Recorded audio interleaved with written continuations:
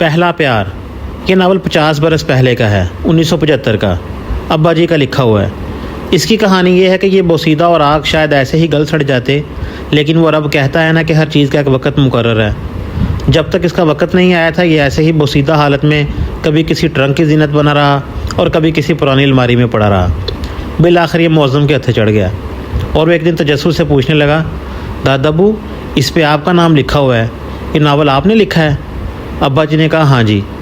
तो दादाबू आपने उस वक़्त इसे छपवाया क्यों नहीं था? बेटा जी उस वक़्त मैं अपनी रोज़ी रोटी से भी तंग था, इसको छपवाने के पैसे कहाँ से आते? तो दादाबू फिर आपने इसको लिखा क्यों था? दिल लगी के लिए। अब्बा जी ने मुख्तसर सा जवाब दिया। दादाबू अब तो अल्हम्दुलिल्लाह हालात ठीक हैं, अब छपवा लेते हैं, मुअज़्ज़म बोला। ये गुफ्तगू भाई अख्तर ने भी सुनी और उसी वक्त मुअज़्ज़म को कहा कि इसको प्रिंट करो, इसको हम छपवाते हैं।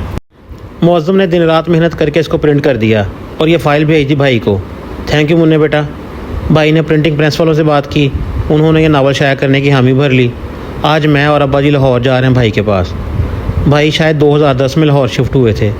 उसके बाद से हम भी और उधर वाले भी बच्चे ये बहाना ढूंढते हैं कि या हमें लाहौर जाना पड़े या उनको फैसलाबाद आना पड़े।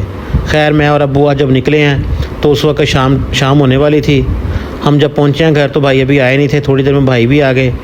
खाना खाकर प्रिंटिंग प्रेस वाले भाई के साथ मीटिंग थी। इस किताब का टाइटल पेज देखते ही वो कहने लगा कि ये डिज़ाइन किसने बनाया है? तो भाई ने जवाब दिया, ये मेरे बेटे ज़िशान ने बनाया है। ज़िशान इस काम का माहिर है। बनाया उसने चैट जीपीटी से है, लेकिन चैट जीपीटी को प्रॉम्प्ट देना भी कमाल हुनर है। आप भी देखें कैसा टाइटल है। ज़िशान बेटा आपका भी शुक्रिया। अल्हम्दुलिल्लाह भतीजे सभी अपनी फ़ील्ड के माहिर हैं। ये देखें सदारती अवार्ड याफ्ता भी हैं। ज़िशान और उस्मान दोनों को सदारती अवार्ड मिला हुआ है। ये अरसलान है, ये मेरी तरह निकम्मा है। इसकी कहानी आपको कभी सुनाऊँगा। प्रूफ रीडिंग के बाद जब किताबी शक्ल में सैंपल आया तो ऐसा था जैसे अब्बा जी की मेहनत का सिला मिल गया हो। कहाँ वो बोसीदा और आग और कहाँ ये नए नकोर सफ़ात में मुश्तमिल नावल। मेरे ज़िम्मे जो काम आया है वो इसकी प्रूफ रीडिंग, इसको पढ़कर फ़ाइनल करना है और फिर प्रिंटिंग प्रेस वालों को बताना है अगर कोई गलती है तो उसकी निशानदेही करनी है। यार आप लोग मुझे ईजी लेते हो।